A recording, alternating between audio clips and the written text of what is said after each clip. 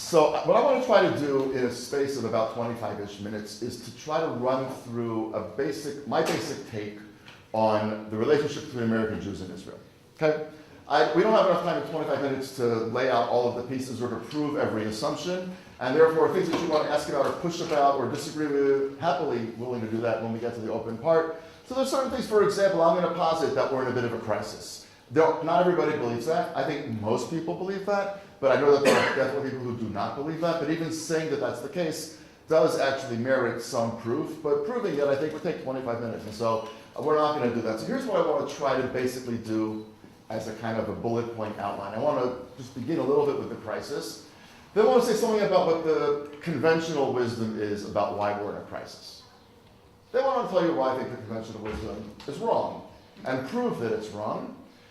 And then the question becomes, well, if the conventional wisdom is wrong, then why are we in a crisis? And then the obvious last point is, what are we going to do about it?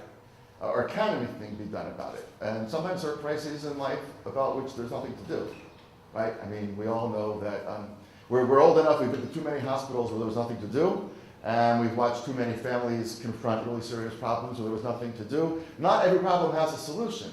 But every problem deserves at least a creative, thoughtful, intensive solution, and I think we can make progress. But then I'll try to outline what that is. And then more or less, we'll break around 11:30 or 12:30 or 1:30, and we'll see how it goes. And then we'll open it up for questions. Okay, so look, the prevailing assumption is that we're in a crisis. And by the way, both sides see the other as responsible for it. Israelis see American Jews as responsible for it. Particularly on a political level, a lot of Israelis, especially in the Likud, and especially in the Netanyahu administration, believe that American Jews have not been supportive of Israel sufficiently. They understand that, just their view, not mine, just their view. The Iran deal is very, very bad for Israel. Obama pushed the Iran deal through, and then 70-something, whatever percent of American Jews went and voted for him again. And again, irrelevant what I think, and actually for the moment, irrelevant what you think, just want you to understand how that works. Even Einat Wilf, I don't know what she was able to talk with you about yesterday. She thinks, for example, that American progressives and Israeli progressives have actually nothing in common. So that Israeli progressives are interested in cost of living, they're interested in women's rights, they're interested in the gay and lesbian agenda here, and basically American progressives, when it comes to Israel, are interested in the kotel and denominational issues and so on and so forth. And her argument, the way she puts it, I don't know if she said it yesterday, it's one of her pithy lines. Did she give you her kotel line? No, okay. Well, you should have her back because it's one of her best. It's one of her best lines. She tries to explain why she doesn't get all worked up about the women at the wall and the kotel and the Bibi agreement. She goes, "Why I would care who gets to pray at the base of a foundation wall of a temple to a God who doesn't exist is not entirely clear to me." In other words, her argument is, look, I actually think I'm somewhat more theologically committed than she is. But I live a 20-minute walk from the kotel. It's been at least 15 years since I've been there. Wow. What would I go there for? It's a Haredi shul. And there's a lot of Haredi shuls that I can go to that are a lot closer. And I don't go to those either. In other words, we can argue whether or not it should be a Haredi shul, it shouldn't be a Haredi shul. The reality is that people here have let it become a Haredi shul because when there's not a protest and there's not a ceremony, the only people who are there 3 times a day in and day out, in the pouring rain and the blazing sun, are the Haredim. So we have kind of abdicated that territory, and therefore she says that's not the place to have the conversation, and therefore she says as an Israeli woman, progressive, couldn't be less interesting to me. So Israelis see a political divide, they see a difference of opinion as to what a progressive issue is in general, and of course Americans, and this is where I want to focus for the time being, Americans have tremendous issues with Israel. I think we can put them quickly, and therefore not nuanced enough, into 3 basic baskets. One of them is the conflict. Conflict, Palestinians, occupation, call it the whole thing. And I think, look, Americans, again, have a sense that most problems have solutions. And they look, we have peace with Korea, peace with Japan, peace with Germany, peace with Vietnam. You guys, the little thing here, you can't figure this out. And Israelis say, actually, no, we can't actually figure it out. But Americans, I think, look at Israel and they say, there's got to be a way to solve this. And Israelis actually see it differently. By the way, it's interesting, since you're here for Election Day, one issue that is not on the table in these elections is peace with the Palestinians. It's not mentioned at all. Even the most left-wing parties are not pushing an end to the occupation here. Why? Because we love the occupation? Because we think it's great? No, because even the most left-wing parties have no idea how to end this thing right now. And that's, of course, a very, very different take from the nature of American Jewish discourse about Israel, where this is the preeminent issue. It's really important to understand. In America, I go to America all the time, 12, 15 times a year. I mean, it's a fair amount. It's a lot of El Al omelets. But, my wife one morning will say, you want an omelet? I'm like, no. It'll be a lot better than on a little tray, but no, I don't want an omelet. It's the preeminent issue. It's the first thing everybody wants to know about. And here it literally never comes up. Terrible, horrible for them, for us, whatever, but not anywhere near a solution. And so on. So one is the issue of the occupation, the Arabs, the conflict, etc. Huge disagreement about how to see the world through that lens. Another one is the issue of the Orthodox rabbinic attitude to non-Orthodox Jews. Obviously here, the vast, overwhelming majority of Jews, whether they're observant or not, define the Judaism with which they interact as Orthodox Judaism. So even the ones that go to the beach on Shabbat, which is a perfectly legitimate thing to do, if you're going to go to a shul on Yom Kippur or before your wedding or whatever it's going to be an Orthodox shul. The percentage of Israelis who would go to a Reform, Reconstructionist, conservative shul is infinitesimally small, whereas in America it's exactly the opposite.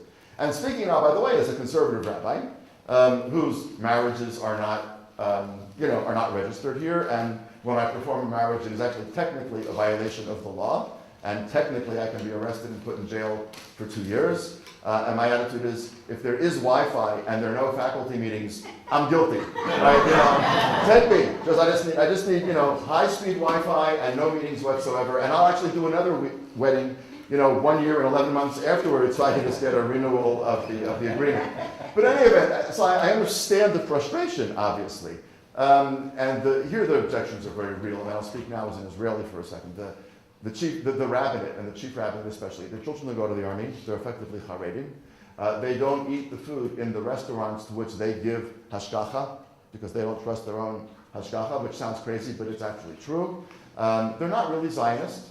Their attitudes to women are reprehensible. Their attitudes to non-Orthodox Jews are reprehensible. Their attitudes to Arabs and non-Jews of other sorts are problematic. So it's a very real issue. That's the second basket. And the third basket is an array of things that I would say is things that don't just feel very democratic to American Jews as they look at Israel. I'll give you two quick examples. A year and a half ago, whenever it was, Bibi decides there's 40,000 adult illegal immigrants to Israel from Eritrea, mostly Eritrea and the Sudan. We're going to get rid of them. We're going to take them, throw them out. We give them a little bit of money, give them $1,000 each, put them on a plane, send them back to the Sudan. By the way, you get off the plane, and who meets you there? The local representative of the bank who wants to offer you a checking account? Or a guy with a gun who says, I'd like the $1,000 that I know the Israelis gave you? I mean, the idea was ludicrous. But in any event, there are good reasons, by the way, to and against, right? For and against. Without going into that detail, I would take us the whole time. But to American Jews, the idea that you would throw out people of a certain race and send them back to it, I was totally opposed to it. My wife and I protested in Tel Aviv, in South Tel Aviv, with a lot of the asylum seekers themselves. So don't get I don't want to be coy about where I stand, but I could make the argument in a debate for Bibi's stance if I had to. It's not ludicrous. I think it's wrong, but it's not ludicrous. But that strikes Americans as, we're working on civil rights in America, and you guys are just going to throw them out? I mean, that seems ridiculous. Or you could take the nation-state law, which was passed some number of months ago, which a lot of people thought was kind of a thumb in the eye of Israeli Arabs and stuff, and all the American Jewish press said Israel basically backs away from democracy. Now, by the way, the Balfour Declaration in 1917, His Majesty's government view.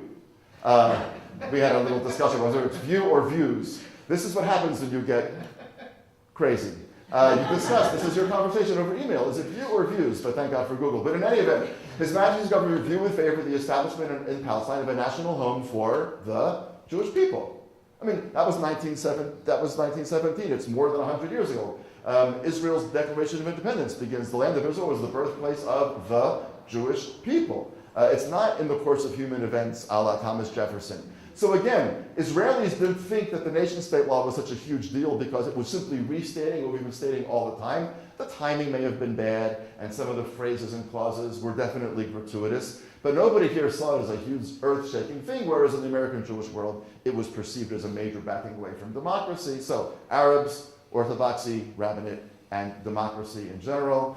Those seem to be, and there are other issues obviously, but those are the main reasons that Americans look at Israel and they say, Israel is just distancing itself from our values.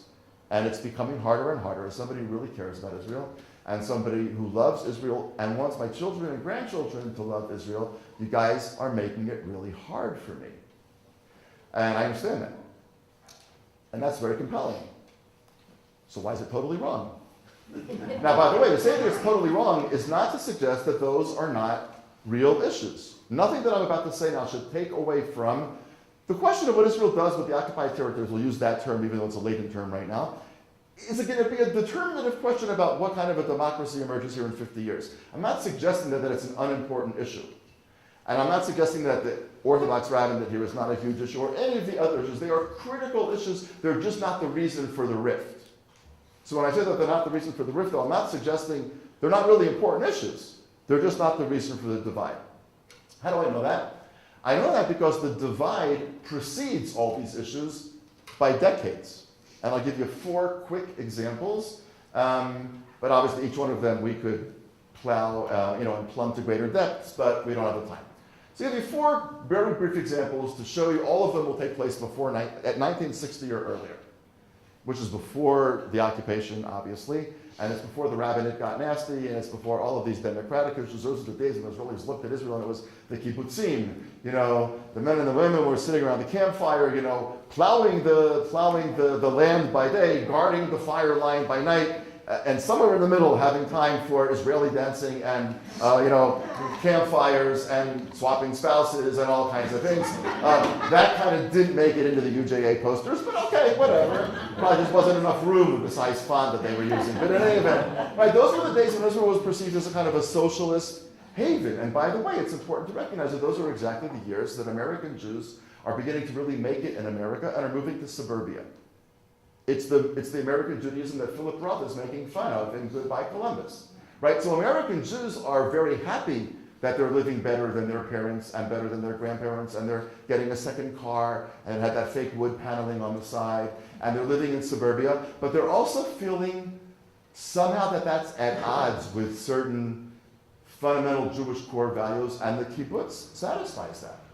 If I support that socialist egalitarian enterprise, then I haven't entirely lost my relationship with those values. Yeah, I'm living in a 2-story house, and my parents lived in a 1-story house, and my grandparents lived in an apartment, but I'm still part of that same thing, and I'm not making fun of this at all. I mean, the devotion to Israel was, in fact, a really serious kind of reconnection or continued connection with those values. But all of the examples that I'm going to give you now come 1960 or before, when the relationship with Israel was troubled, but not nearly as problematic as it is now. Example number 1, 1901. Okay, Theodor Herzl is 3 years away from dying. He obviously doesn't know that because he's a young man, but he has a heart condition and he is working literally without stop. He's working 24/7. He literally works himself to death to create a Jewish state.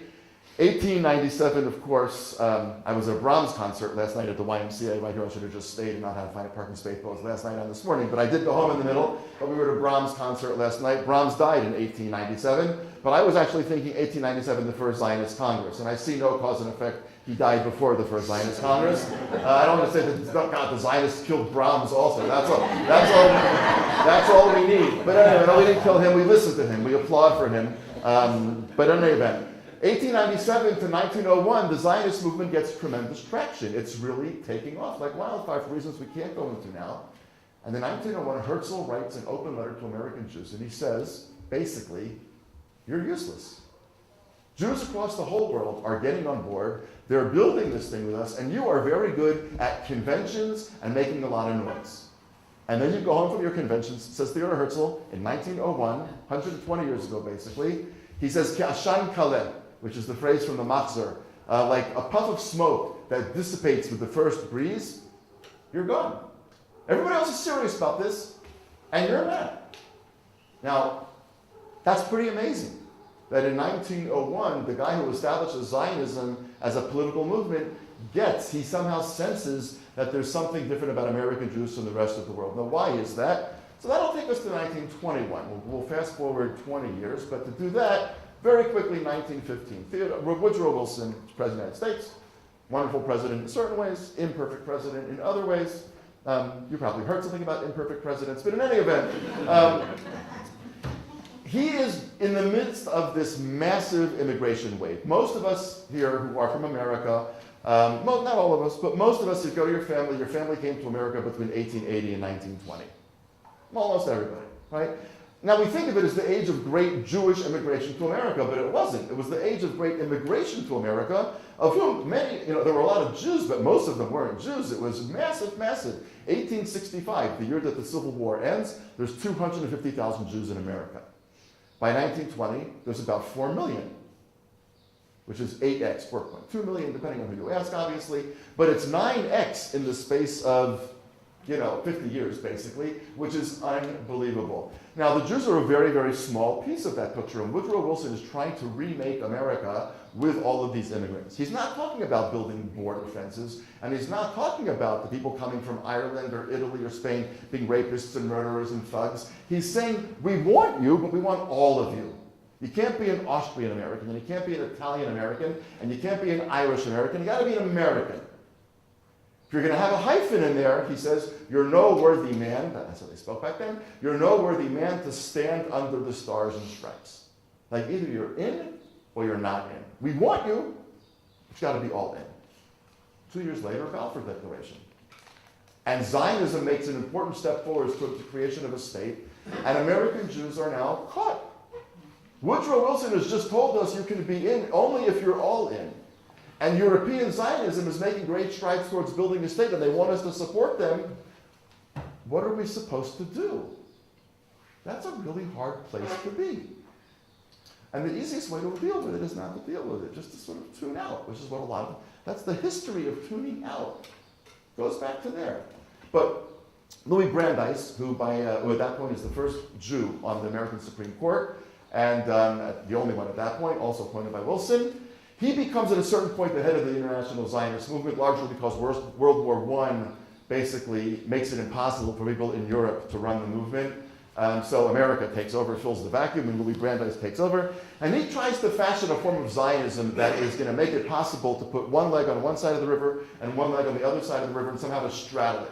And he talks about how all American Jews should be Zionists. He says, even though we would never move there and our children would never move there, we should still support it because you become a better American citizen by being a Zionist. Now, you understood every word that I just said, but you have no idea what that means. Nobody did. Nobody did. He's a pretty smart guy. You don't get to be the first Jew in the American Supreme Court by being unable to articulate an idea. It didn't make a hell of a lot of sense, and he pushed it a little further here and there, but it never became quite clear. And the Europeans are looking at him and saying, what do you mean this is about becoming an American citizen? What do you mean you would never move there? I mean, the whole idea is to build a state, and we're going to move there because they said Europe is not going to be good. Little did they know in 1917 how not good Europe was going to be. But they had this deep-seated sense. And at a certain point in 1921, Chaim Weizmann says to Louis Brandeis, what you do is called Yankee Doodle Judaism. It's a joke. Not serious. And he comes to the United States in the summer of 21. There's a big battle between him and Brandeis, and Weizmann emerges victorious. And that's why many of you in this room who know a lot about Louis Brandeis may not have been aware that he was an international leader of the Zionist movement for a while, because the story of Zionism was rewritten without Louis Brandeis at its helm. By the way, subsequently, the story of Zionism was rewritten without Chaim Weizmann as a central player, because Ben-Gurion and Weizmann had big issues, and Ben-Gurion ran that narrative. So most Israeli kids who get a fairly decent education about the history of Zionism have never heard of Louis Brandeis and know very little about Chaim Weizmann. They know that he was the first president of the state of Israel. What does the president do? It's the Queen of England, more or less, right? So there's a big blow-up between American Jews and Zionists in 1921. Let's fast forward to 1948, 49, 50. David Ben-Gurion is the prime minister of the Jewish state, which has in its entirety not quite as many Jews as there were in the city of New York. So Ben-Gurion comes to America and proclaims, Israel is the center of the Jewish world. And American Jews look at him and say, how do you figure? Right? That's not exactly what they said. And Jacob Blaustein, who was then the head of the American Jewish Committee, didn't put it quite that adroitly.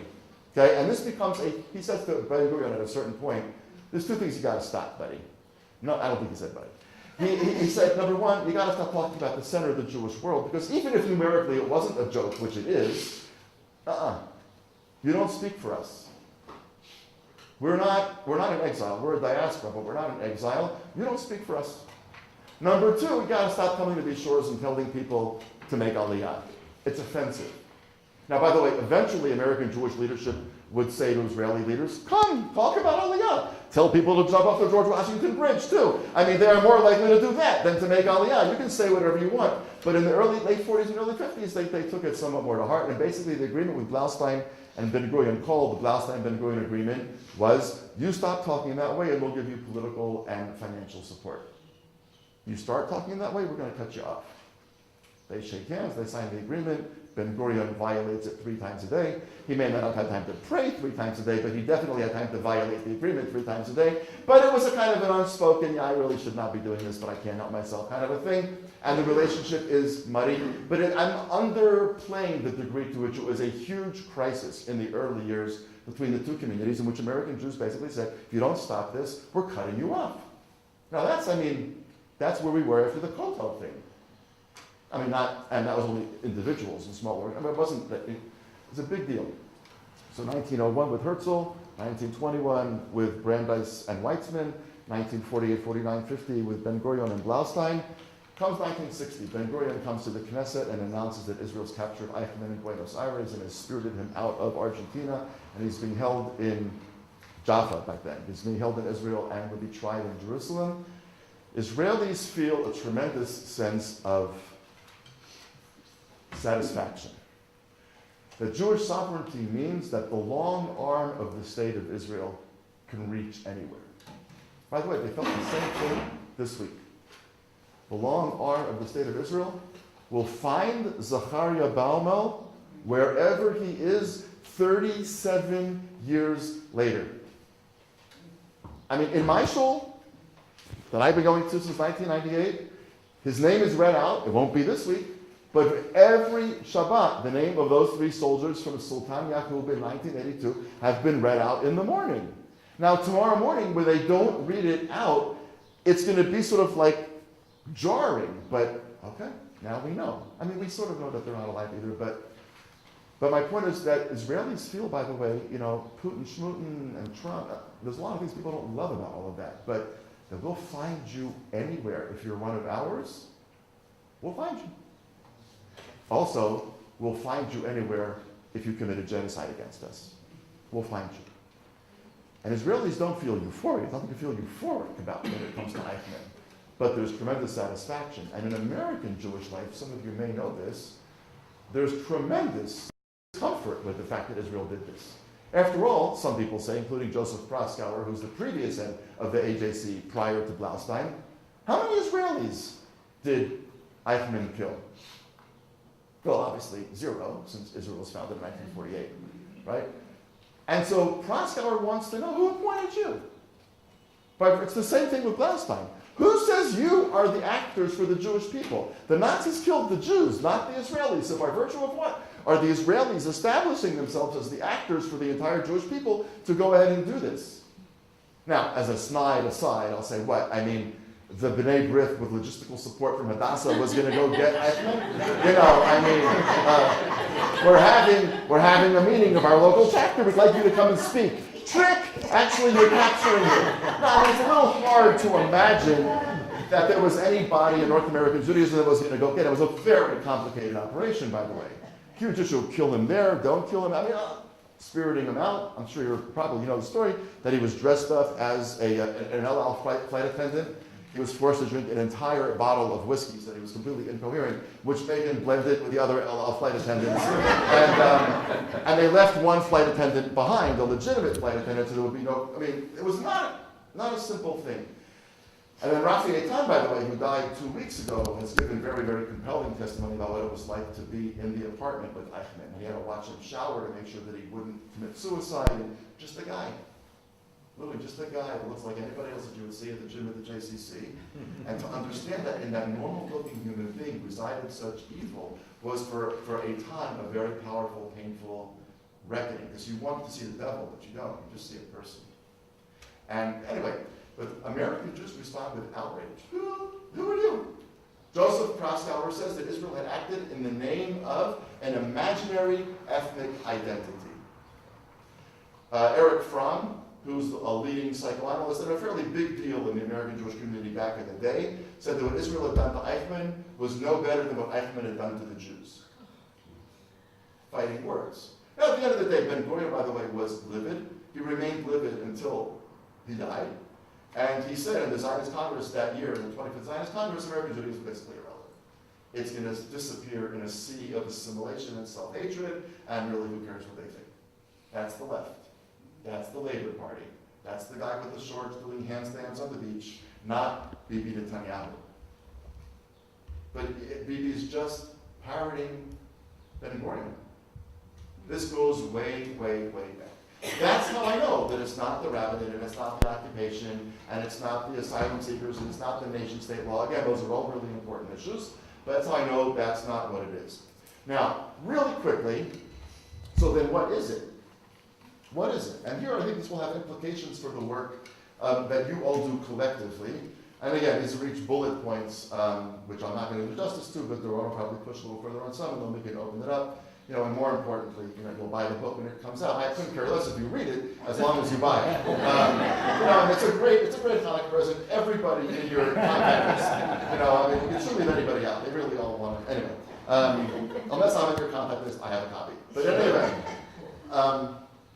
what is it? First of all, let's just talk very, very quickly, just like 4 bullet points. Number 1, when in the course of human events, in the land of Israel, the Jewish people was born. Give me, you're tired, you're poor, you're tempest-tossed, yearning to be free.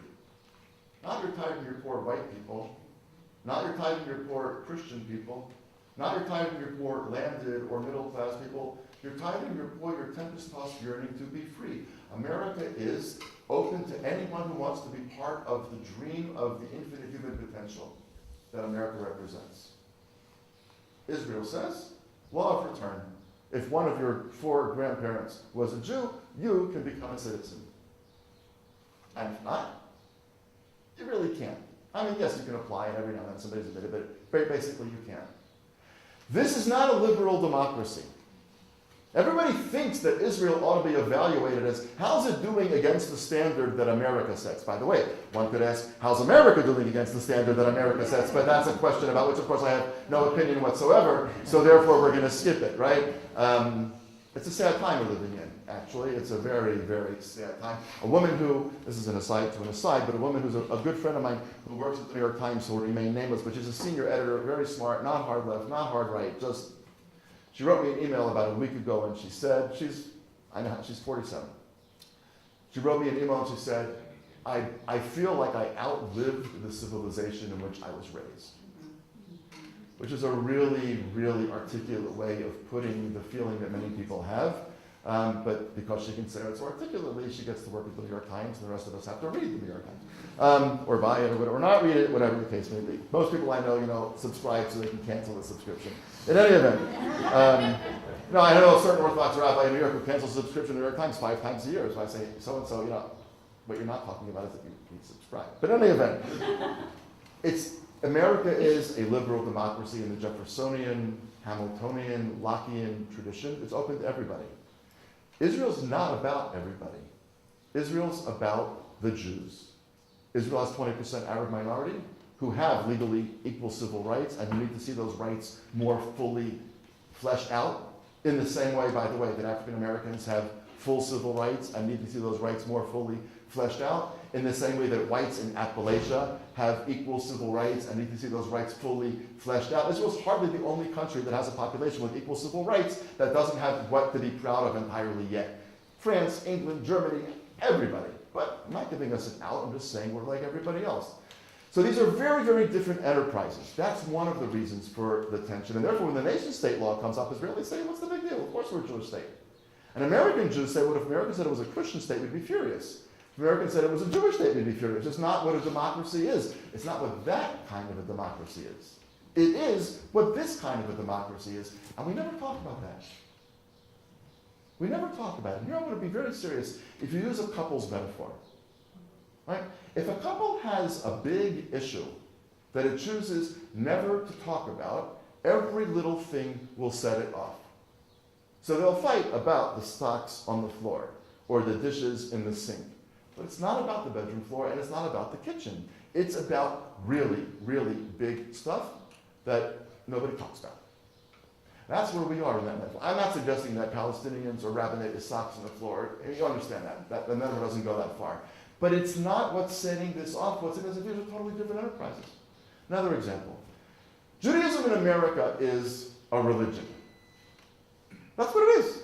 This kind of religion. Think about it. When American Jews say, finish this phrase, Jews and America. Jews and? Thank you. In Israel, the Jews and the? Not the Muslims. Right? Here when you think about Jews, you're thinking about a nationality. In America, when you're thinking about the Jews, you're thinking about a religion. And that's why somebody like Einat Wilf can say, I'm a progressive, but I couldn't care less about the Kotel. And so when you start saying, if Israel doesn't do whatever about the Kotel, we're not going to, she goes, I don't know what the hell you're talking about.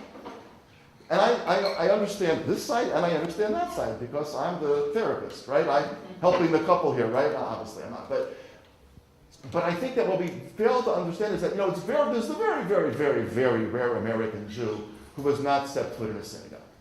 They may not go, they may not belong, they certainly may not like it. But how many Jews who are in any way part of the Jewish community can say, I've actually never been to a synagogue? I mean, I don't think you can name anybody.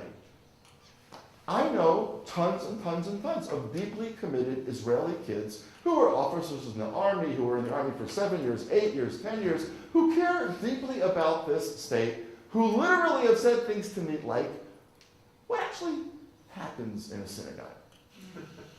They've never been in one. Now, that may be good, it may be bad. I don't think it's so great. I don't think it's bad because they should be religious. I think it's bad because they should know that dimension of what Judaism, what it's about. My point is, that's how different we are. When the reform movement in the 1880s in the Pittsburgh platform, which has changed a lot since then, don't get me wrong, but when it came out in the 1880s and said, we see Judaism as a religion and not as a people, and therefore we expect no return to Palestine because peoples have countries, religions don't have countries. The die was cast, that was before the World Zionist Congress, First Zionist Congress, right? But the die was cast for a nationalist project and for a religious project to have very, very, very different ways of looking at the world. And part of what we're dealing with is if one is universalist, one is particularist, we also define Judaism entirely differently. One defines it as a religious thing, and that's why all the breakdowns are Orthodox, conservative, Reconstructionist, Reform, this, that, and the other. And one sees it as a nationalist thing in which you are two-state solution, for annexation, against annexation, for a state of all of its citizens. It's all about the national issues, and here it's all about the religious definitions. Neither one is right, neither one is wrong. They're just very different ways of looking at the world. Give you one other example, and then we'll cut it short. How Jewish should the public square be? Okay, today's Friday. Good. So Shabbat, unless something changes, should come tonight. Okay? Tonight at around 6:20. Try to be outside, unless you're in a very important meeting, in which case do what he says. Or if you're in the hotel with your window open. You're going to hear the air raid siren. It's not Syrian MiGs. They have very few working parts. Okay? It's not. Why would we sound the air raid siren at the time of candlelighting? Because the Mishnah says that when the temple stood, the shofar was blown as Shabbat started from the southwestern corner of the temple. So in Jerusalem, the air raid siren, not the full blast, because you got to know the difference, but you can hear it. In other words, the whole city does Shabbat. And when you walk outside tomorrow, a little bit, you'll actually be at the Citadel, right? So if you go out of the Citadel and make a left, go down Emek Rephaim. Orient, that's what I meant. Emek Rephaim is where the Orient is, not the Citadel. I don't know why. But the Orient, make a left, go out of the Orient. Early tomorrow morning, you can actually walk in the middle of the road. I mean, not quite like Yom Kippur, so be careful, because there's a crazy cab driver here and there. But I go to shul usually at 6:20 in the morning on Shabbat morning, and I walk across Emek Rephaim, that exact street. There's just nobody there. You can actually tie your shoe in the middle of the road. Now, yeah, not smart, but you could actually do it. The public square here is filled with Jewish stuff.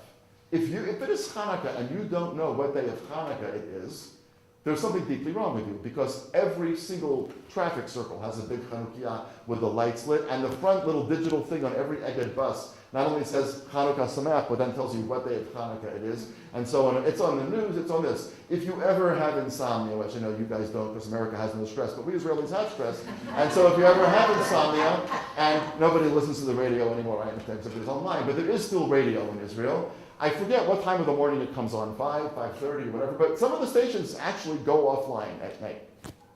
And they come back on, I forget when, 5, 6, 7, whatever it is, way before 7.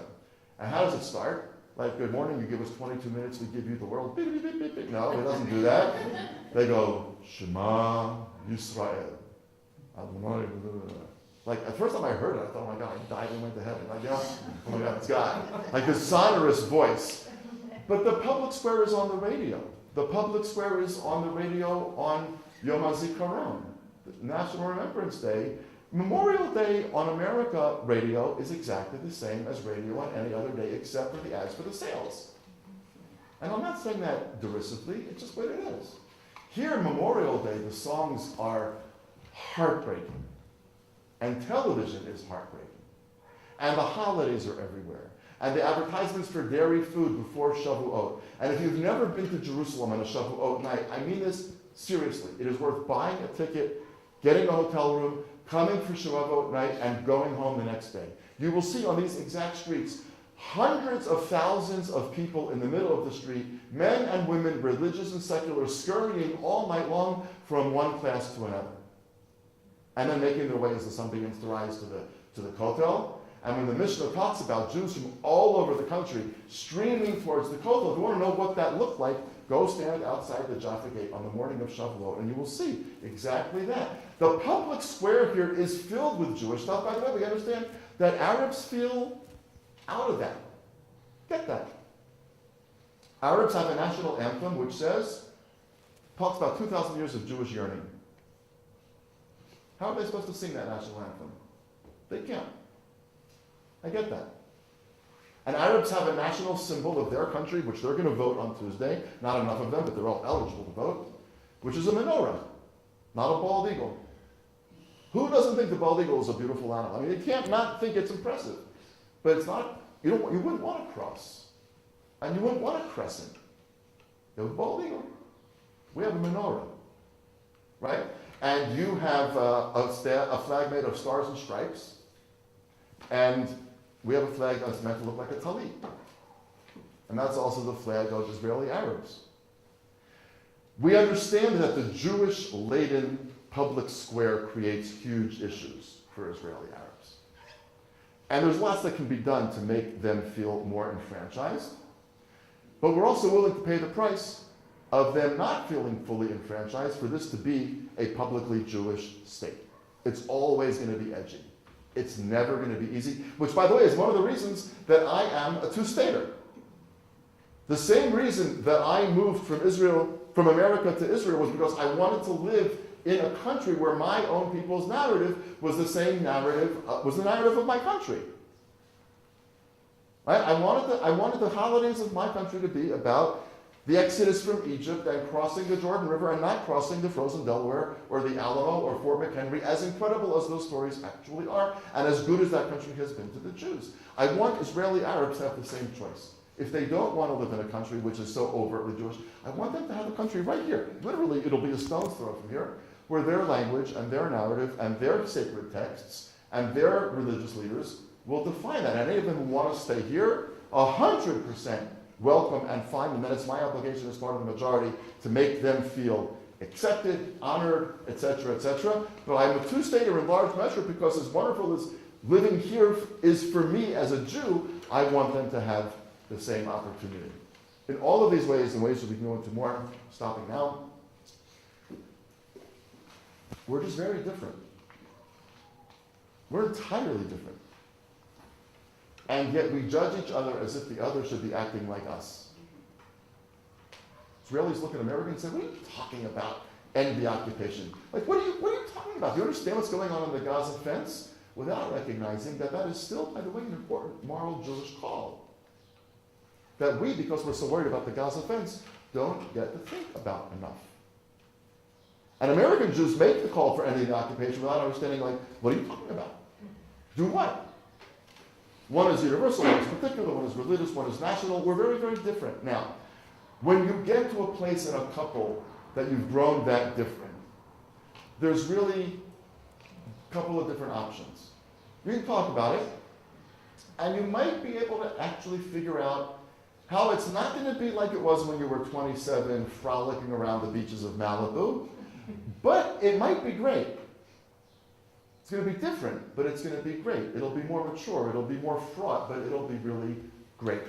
It's a possibility. Another possibility is divorce. It's a possibility. Another possibility is a relationship which will perpetuate the relationship, but it's not going to be the passionate affair that it once was. We're going to accept, we're in this together, we got kids, we got property, we got business, whatever, and since most families don't have the net worth of the Bezoses, splitting it up can be difficult. So we're going to figure this out sort of, we're going to muddle along together, but we're not getting back to where we were. And I'm not making light of any of those, because too many of us in this room have either dealt with it ourselves or people that we love dearly who've dealt with it. So there's nothing funny about any of that. It's serious. And I think the relationship between American Jews and Israel could go any of those ways. And I think the divorce would be terrible for all of us. Terrible for reasons that I don't go into now. And I think that getting back to our youthful frolicking around the Malibu beaches is pretty darn unlikely, but who knows? By the way, a rising wave of anti-Semitism could change that.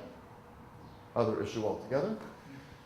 I think the most hopeful, realistic possibility is to say, let's talk about how different we are.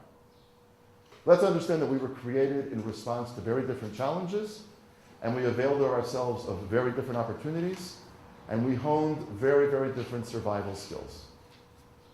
We're never going to see the world through the same lenses. We're never going to face the same traumas or the same successes. But we care about each other. And we actually need each other. And we need to see each other as part of the same thing for reasons that I won't go into now. Let's try to get there. But the only way to get there is to begin to have the hard conversation. Not about the occupation, not about the Kotel, and not about Israeli Arabs, and not about whatever, but about what does Judaism look like, feel like, smell like, taste like in each of these two communities. That's the conversation that's not happening. And as a true community umbrella organization, I can think of no organization better suited to host that conversation and to push that conversation forward than individual JCCs locally and the JCCA nationally, because that's what you do in large measure. You are attent to the entire Jewish community and beyond, of course. And I think that's actually situates you and positions you in a way that's kind of uniquely poised to be a very, very vital and important contributor to what I think is a really critical conversation that we have not yet had that you can help start. Wow.